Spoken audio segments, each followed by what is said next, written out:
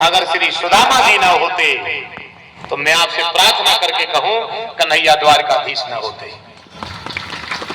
यहां से मैं अपनी बात चालू कर रहा था। अगर उस दिन वन में सुदामा जी के साथ कन्हैया न होते तो मुझे लगता है कि कन्हैया द्वारकाधीश न होते। जानते हो क्यों? अब सुनो, आप हल्का सा पर्व है, एक अच्छे सिद्धांत में हम आपको कह करके सुनाए। अवंतिका की एक सुबह थी,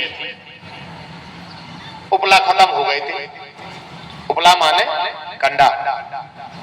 गुरु माँ ने कहा गुरु जी से कि आज भंडार में उपला नहीं है, बिनोरी नहीं है, कंडा नहीं, उपला बिनोरी, जो गैया गोबर करे और सीधा उसका चौंटा पलटा जाए और वही सूखे, उस पर हाथ की थप्पी ना लगे, हाथ की थप्पी पर कंडा, और वो सीधा गोबर सुखा दिया जाए तो उसको अपन उपला बोलते, बिनोरी बोलते हैं।